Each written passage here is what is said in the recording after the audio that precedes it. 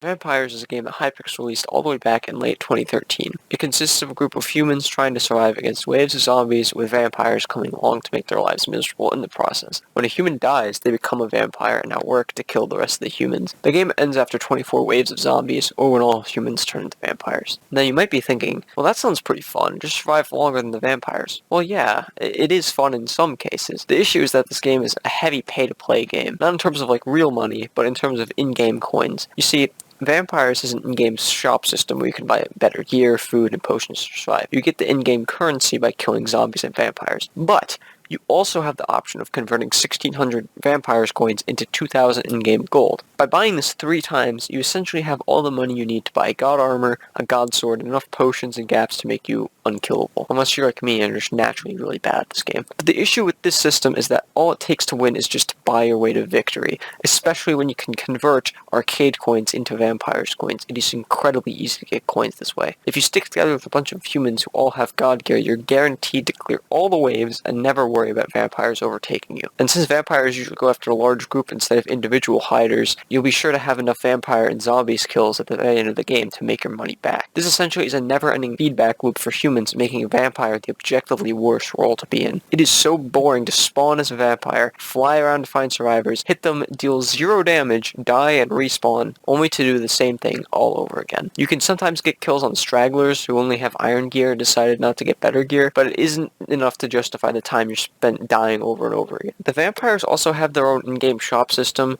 like the humans, but none of the perks are good enough to be able to get through the defense of the human god gear, unless all vampires team up on one single human, which doesn't usually happen until the final 2 or 3 humans remain, but in order to get to that few humans remaining, you have to kill the other ones. Do you see the issue here? You'll never get that low unless you can kill them, but you can't kill them if they're in a huge group. If you decide to buy as human, the game can be quite fun, as it is just you in an unkillable armor decimating everything that stands in your way. It's almost like playing a game of zombies where you already have all the good gear by round 15, so you basically can't die until the mid-20s. However, in the clip you're about to see, I'm the only one with god gear as a human, and I eventually did lose after everyone else had died. Oh, dude, my hand is actually cramping from clicking that much. If you're going to try to play the game as a human, stick together with a group and buy the gear you need before the vampires start spawning. I know this isn't a good reason to play, especially after I just explained how it hinders the game for vampires, but in the event that you want to play, this is the only way to enjoy it. In the event that you spawn in as a vampire, well,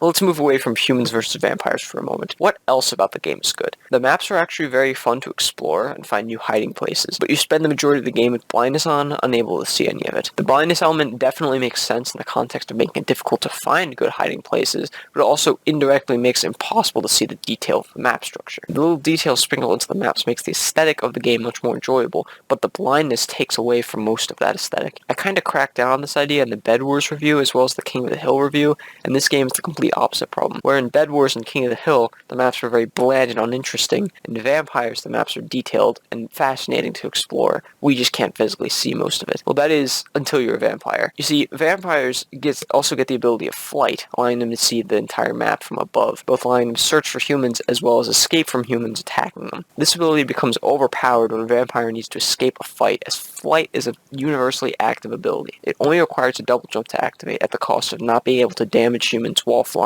In order to balance this ability, the flight should only be usable outside of combat, essentially creating a 1 to 2 second cooldown for vampires before being able to fly after engaging in a scuffle. This also makes survivors slightly more powerful in the process, so there should be some sort of compensation for vampires to be able to play on an equal level. In addition to the vampire shop, to boost their starting weapon might be more beneficial than strength or health bonuses, since they usually can't survive long enough with the health bonus to utilize the strength that they can get. This could also be paired with the better defensive measures to make sure you can actually use the weapons you buy to deal damage. Vampires just seem to continuously get the short end of the stick, which really hurts the enjoyment of this game as a whole. A great example of a good way to do this is classic Castle Siege, a large-scale Mineplex game involving a team of defenders fighting off undead invaders. The great things about this game was that each side was pretty equally balanced, where defenders could win if they made the right defensive measure to keep out the invaders. The invaders could win by using huge brain plays to get around the defenders and infiltrate the castle. The defenders are inherently much stronger than most of the undead invaders, being given stronger armor and weapons, but the invaders all had special abilities that acted as foils to the defense they had put up. When defenders died, they weren't